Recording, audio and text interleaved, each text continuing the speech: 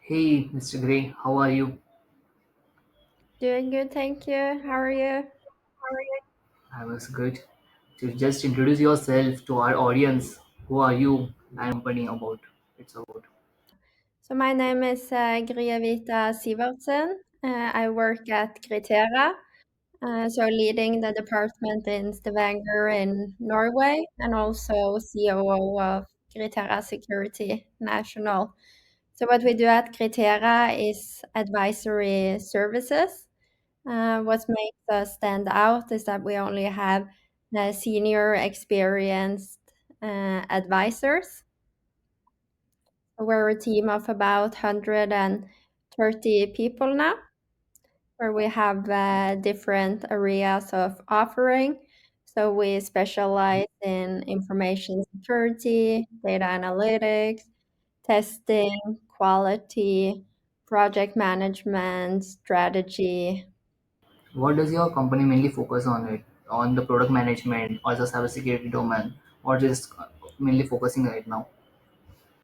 So our main focus at Gritera Security is within GRC, so governance risk compliance, where we help our clients a lot with getting good security strategy, getting management systems for information security in place, tied up to certifications like ISO 27001. There's also a lot of new directives and regulations that are coming into Europe, like DORA, that is affecting the whole financial sector, and also NIS2, who affects all essential businesses. And both of them have cybersecurity requirements. So that's something we help a lot out there. Then we also have service offerings in uh, identity and access management. So that's an area that we focus on and have some great specialists. We also have the area of business continuity. So help get a good strategy around that, create plans, also test the plans. And then we also do a bit of more technical cyber security. And finally, we also are heavy on the educational part. So three of our hires have doctor degrees. So we do research on information and cybersecurity to stay ahead, find more innovative ways and effective ways to work with it. Great. Thank you so much for sharing your information, ma'am. Can you just tell me what's the main focus of cybersecurity in your domain is? Means what you do? Do you give the web services? Do you just your services for the securing the people who have got fraud or something like that? Yeah, so we don't provide like a specific solution. So we're more an advisory partner. So for instance, we'll be working together with the chief information and security officers to improve the area, get better structure, better ways of working, or also executing the work. So for instance, doing risk assessments, helping getting the governing documentation in place, doing training and awareness of employees. Years you are working in this field, cybersecurity specifically.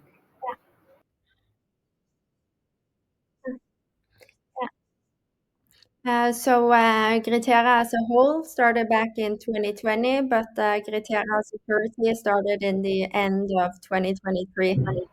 Okay, so it's been me for 2 or 3 years, right? Around 2 years. So, do you Yeah. have any interesting story you can share with our audience that you have saw something different happening there, or it was interesting for you?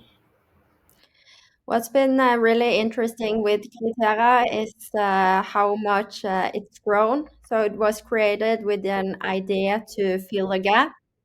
So you have all the traditional consultancy houses that has a lot of benefits, and then you also have freelancing that has a lot of benefits. But there are also some downsides to both.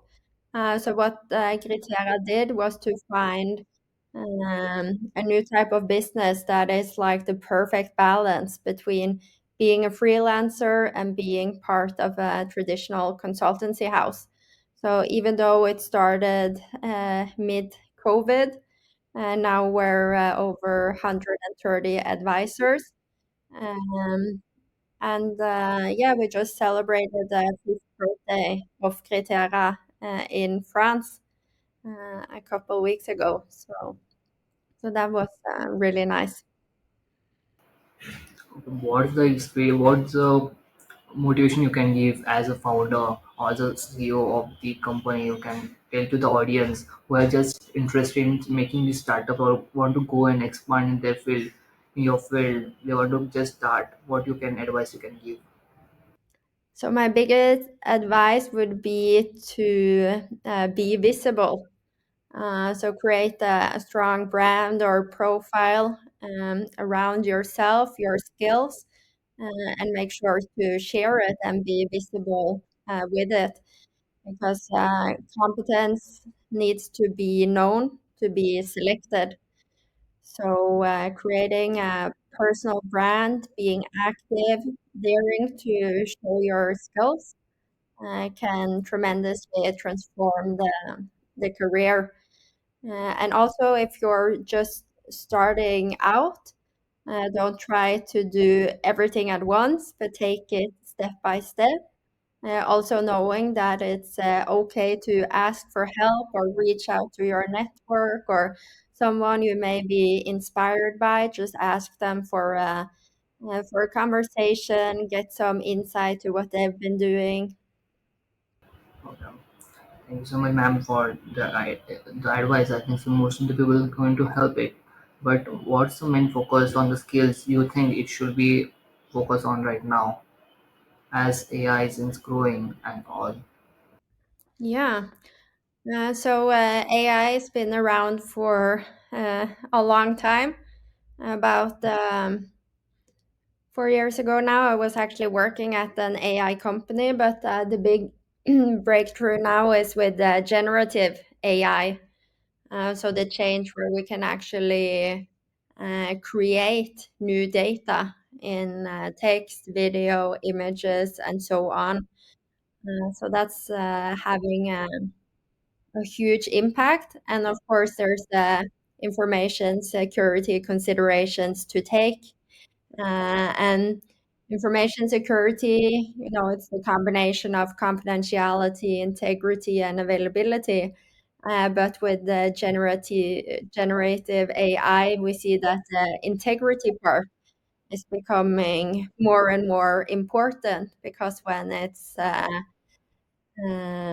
automatically generated information through some sort of technology, it's the whole part of being able to trust and rely on the data that you get. Um, so a big thing around here is kind of getting appropriate management systems in place so that you're considering the risk and potential risk aspects and using that. So in Europe, I will say I can mention like two bigger changes. One of them is the AI Act. So it's actually a regulation setting requirements towards the use of AI, where you have to categorize the type of AI system that you're using into a risk category of 4 levels. And based on the risk category of the AI system, there will be specific requirements to comply with, including cybersecurity requirements. Another thing that's out now came out in 2022, I think, end of the year. It was a completely new standard from ISO, so ISO 42001. And it's the first standard on how you can effectively create a management system for AI. What are the security laws as a mainly focus in the Europe as compared to India? Can you just tell the main laws that are main focusly in on Europe and they are so confidential that no one can harm it easily? What the new regulations in Europe are? Yeah, for the cybersecurity and for the AI domains. Yeah, for cybersecurity and AI. So the main thing is AI Act, the one I was briefly mentioning now. That's directly towards the use of AI systems, but then with cybersecurity requirements to maintain the protection of confidentiality, integrity, and availability. Then there's DORA, Digital Operations Resilience Act.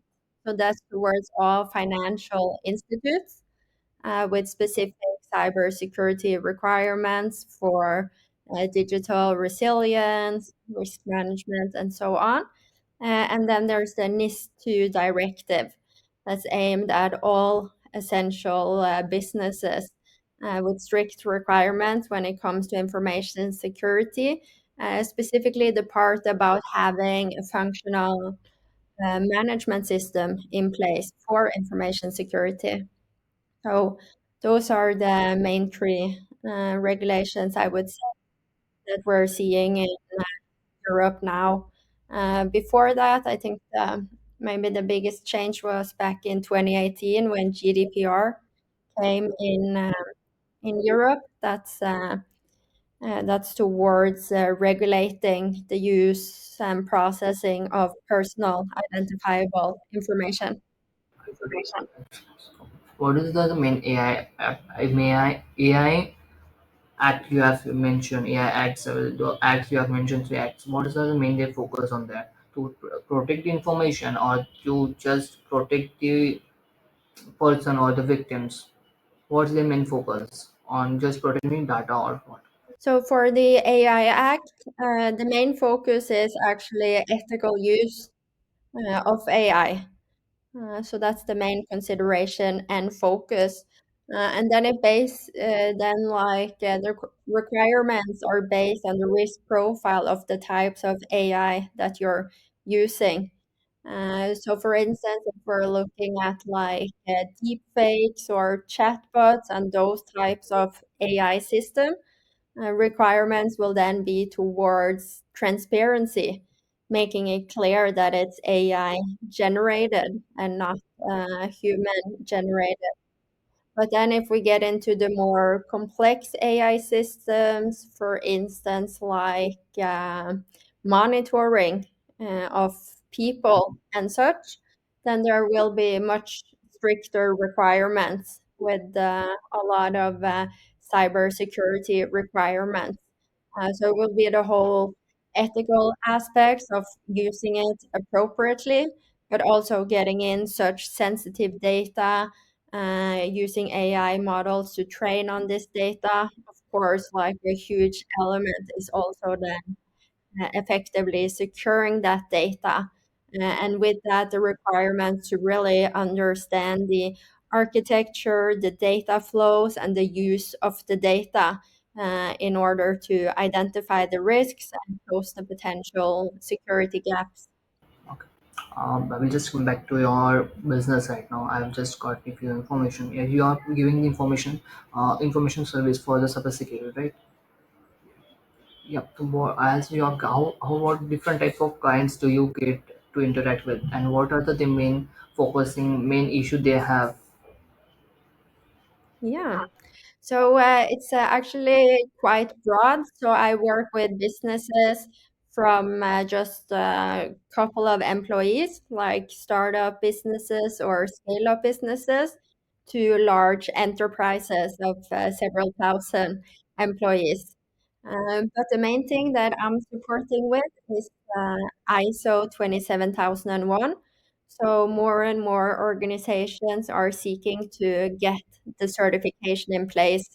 And getting the certification means that you have an independent third party that comes in to audit you and can then confirm that you're working accordingly to global best practice with information security.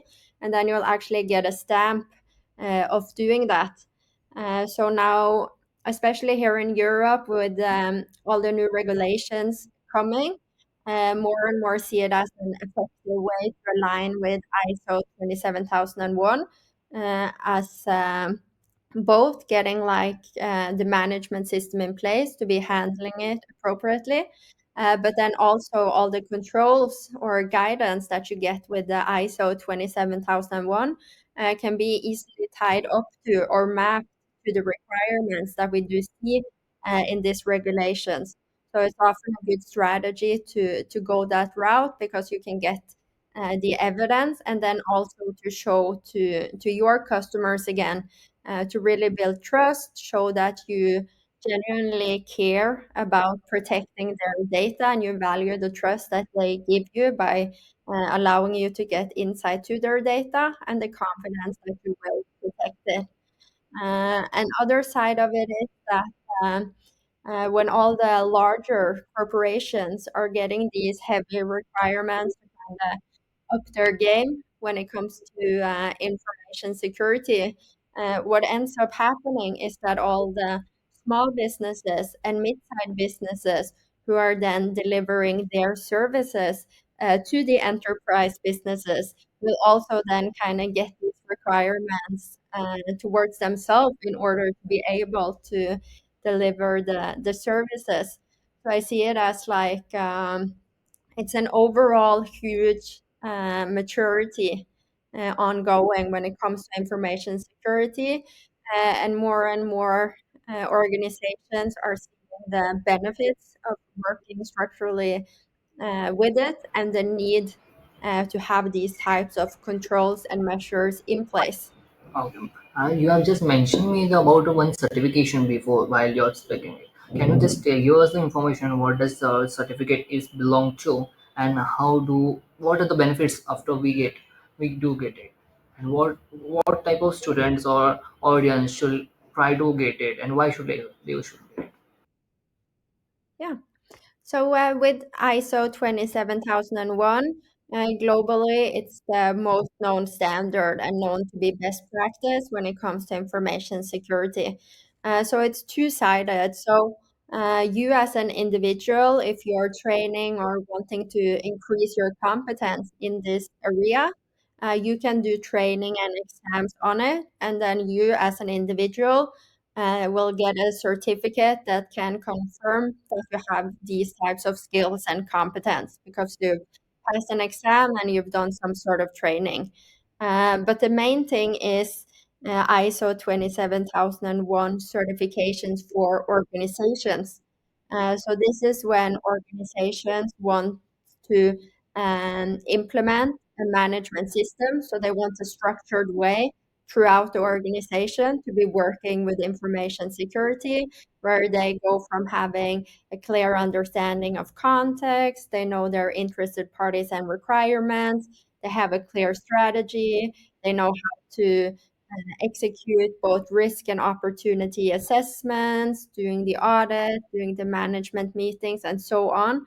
So, getting that structured way of working with information security, in addition to implementing guidance and controls based on your risks to limit the likelihood of any security incidents. So, that part is what we mainly help with. So that's a certification that organizations can get, and then they can. So how is it beneficial? So in many ways, like first the obvious thing that you become as a business more secure. You have more control of how you're protecting your information and data. It's also a lot of benefits when it comes to growth because more and more are expecting and requiring these types of certifications or evidences for you to even be able to sell your service. So it can help you expand sales and target bigger clients. Uh, Also, the uh, huge benefit is trust. So it will help you get like a clear evidence of trust that if you want to be using my service, I can also give you the confidence that I'll be protecting your data appropriately. And finally, efficiency. So with ISO, you're constantly looking to improve your ways of working. So, like, where can we be automating the processes? What are the combinations between, and how can we work more holistically? So, as a result, too, a lot of organizations experience that by getting this structure in place, um, they are then able to be working more efficiently. So, there's loads of benefits to doing it. Is this certificate available for the only Europe, or it's out of the Europe or of Asia and everyone can have it? 20, ISO 27001 is globally known as the best practice. So it's in, yeah, Asia, Africa, States, Europe, Australia. But in the United States, even though like ISO 27001 is the main thing, there's a lot of focus on SOC 2 there, which has a lot of similarities, but again, it's a bit different. So it's not like a certification process, but more an attestation where you will get reviewed, audited, and then finally get this report on your security maturity that you can again share with potential customers or partners. Okay, very good. Okay, so to the younger generation, when you've kind of made the decision that you know you want to be working with cyber or information security, so where do you start? So I would say cybersecurity, information security, it's so broad, so it's not like alone one area. So what is good is to figure out like what within cybersecurity that you really wanna be working with, and then focus on specializing on that. So here it can be like so, is it pen testing and ethical hacking, or is it more like risk management, or is it more like training and awareness, or management systems, and so on? Like, there's so many alternatives. So, kind of figure out like more specifically within the field that you want to be working with. Also, there's so much great and useful material online to kind of be doing your own research and not hesitating to ask for help or reaching out to someone with specific questions that you do have. Um, then also um, it can be good to join a smaller business or a startup business, as you'll be able to get a more senior position that you would in bigger corporations, starting out as a junior. Because what it will in return give you is a broader business understanding and perspective when you'll be able to get insight into the full width of how a business is working and functioning. So, what is in place, like procurement, HR, sales, finance, development, operation, and so on. Because the main thing, kind of with like cyber and information security, is that it's not like a silo, side-based thing within an organization. It's how you integrate and adapt that in everything that the organization is already doing, right? So having a basic understanding of business and business functions will also help you a lot in finding the good ways to kind of integrating the perspective of information security into those activities and routines. That can be good. Then there's also some great certifications that you as individuals can do. That can be good when you're starting up to kind of learn the basics, and then look for active work to be actively using the skills that you're trained for to gain like real experience. So here, for instance, there's the PECB certifications you can do. So become like either an auditor or a lead implementer of ISO 27001. There's different ones like within ethical hacking, security plus. So yeah, find out like what within information security do I find the most interesting? Then focus on scaling up your skills and knowledge on that, and maybe do get some certifications or do your own research. I think I can share. Hello, sorry to disturb you. There is just a confusion between the pen testing and the information security. Can you just differentiate it how both are different? Yeah. So cybersecurity, that's about like protecting information assets in the digital space. So there's a lot of talk about cybersecurity now. Like that's what most people know as the topic around it because we're more and more technology driven and more of our data is within the digital universe. But then cybersecurity is like limited to the digital university and more based on technology. But cybersecurity is just like one of the areas within the bigger umbrella, which is information security. And information security, that's about protecting information assets everywhere, so regardless of where it is. And this is where we need to get in the holistic approach and way of thinking because technology is one thing, but it will be the people using the technology and the processes on how you're using it. And without the clear combination and seeing the aspect of all these parts, it's hard to get that real success. So you need to think about not only technology, but also the human aspect and the aspect of the process. So how we will be doing it. So yeah. Now, So yeah. what's the point about pen testing? What's that specifically used for?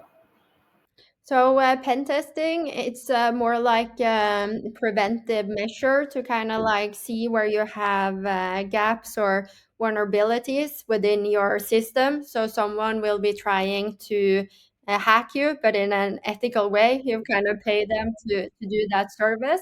And then they will test out and see if there's any ways that they can breach into your system. If they notice any types of vulnerabilities in the way your and the architecture of your system, the setup, the authentication, and so on.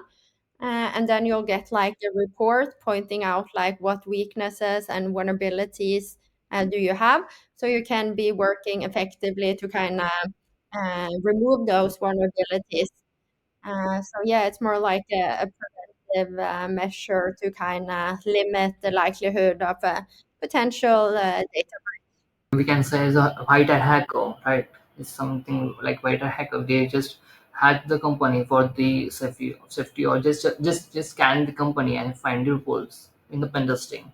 And Yeah. in the information security, they want to secure everything by understanding the company, how it's working, and how people are there, and they're just controlling companies' security everywhere, right?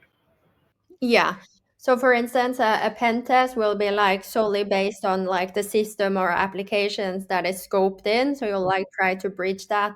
But exactly what you're saying now, like seeing the broader, because a pen test will not go in and like check just the competence of the individuals working on building and maintaining the system, or how effective are the processes and procedures that you have around to be working structured with the development of the system or application. And so it's like, yeah, then it's only based on like the technical aspect.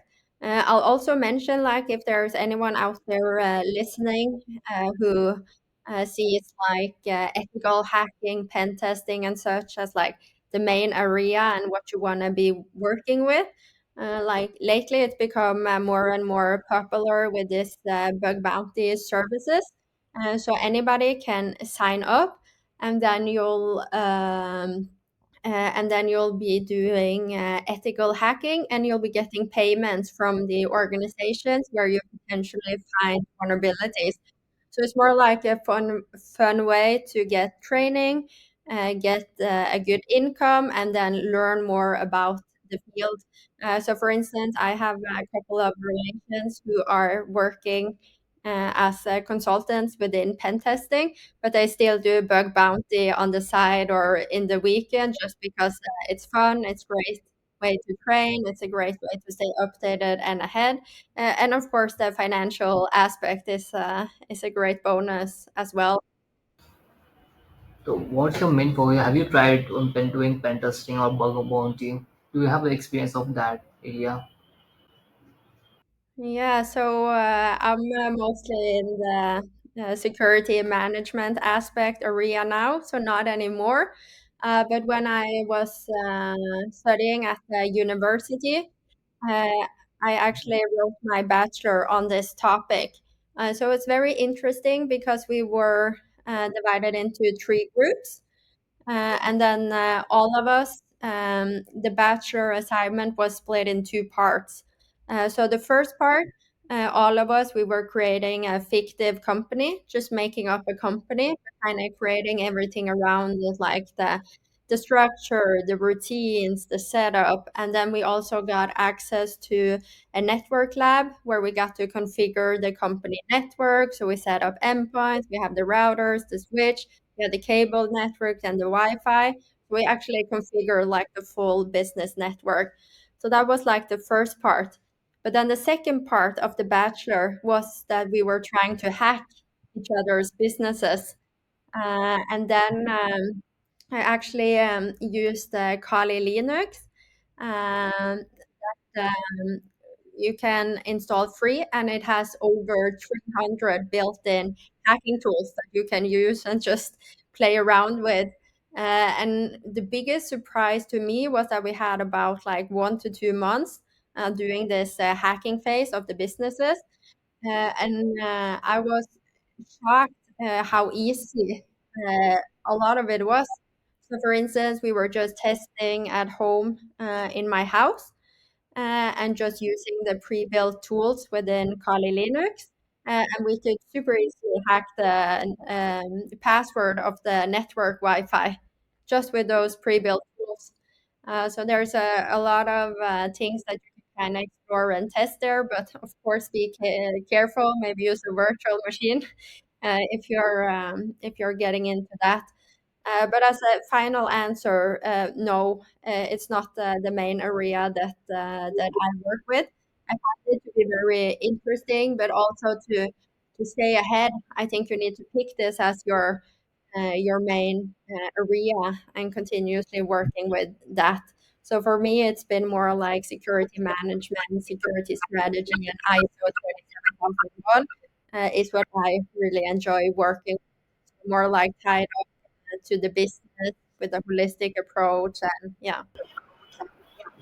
Okay. So as a security management and the security field, who those who want to come in your business, your field, what the guidance tips you can provide them for the age audience to 18 to 30 years, means they have just completed their studies right now and they just want to come in your field. What advice would you like to give to them? Or Yeah. a freelancing, anything. I mean, just completed and then don't have any idea of your field and they just want to enter. So there's different things you can do. Like either you can try to get into private or public sector, or you could be doing freelancing. So if you're going to do freelancing, I would either base it on that I have a really good idea that I want to try to put out into the world and test out and see if it works. But if you would like to do like a freelancing as a consultant, I would recommend to first land a job, maybe within the big four, to like really get that training and experience, build up your profile. And then when you have some real experience, you have stronger knowledge uh, on on your topic, and then it can be easier to do freelancing. I think that can be a bit hard if you're straight out of school to kind of reach organizations. Yeah, What organizations do you think they are the best for the management security management right now in the Europe specifically? the best positions. Organizations they will can help them for. Ah, organizations. So the Big Four is always good. They've been around for so long. They're so trained on this and have these amazing programs to kind of take you from straight out of school and properly prep you to becoming a strong and good consultant. And when I'm speaking of Big Four, I'm talking about PwC, Deloitte, Ernst and Young, EY, and Accenture. So those huge consultancy houses that are present globally. One, because of that, they have so much experience and can kind of help train you as a newly educated individual. But also the side that all of these are global networks. So that's also something that can be really beneficial to kind of already get those potential connections and build your network outside of where you are. So that's one side. And then I already mentioned earlier another recommendation that I see, and that is to join a startup or a scale up because you'll automatically get much more responsibilities than you will get in a larger corporation, and it will also help you in the essence of getting a better and broader business understanding. Okay, sure. Thank you so much, ma'am. You have to get the right information. Just a part last question of mine is if as a fresher, the student who has completed the education, what skills he should mainly focus on to get the perfect job to the security field without the experience? Because even the company want the person should have something skills, something unique thing. What do you think the person or the candidate should have it? Yeah. So without the experience to kind of get the foot in the door, it's important to have good education. So I would advise on that mostly. So back when I was studying, there weren't any like dedicated program for cyber or information security. So I did computer engineering, Okay. but now there's like several studies like more tailored to this specific area of competence. Mhm. So focus on getting a degree, like a bachelor or master's degree. Okay. If that's not possible for you or something that you're able to do, as mentioned, there's these like certifications that you can get. So, for instance, like the ISO 27001 certification, just for you to kind of learn the basics, that's just a 1 week course. Then you do the exam and you get a certification. So, that can be also beneficial to help land roles. But when you're starting out fresh, main thing I would say is the education. If not, also you could be exploring or looking more at startup or scale-up companies, as some of them sometimes don't require to have like a degree in place. Mhm, right. But that will depend on those organizations, of course. But it could be a potential way. Thank you so much, ma'am, for your time. It was great talk.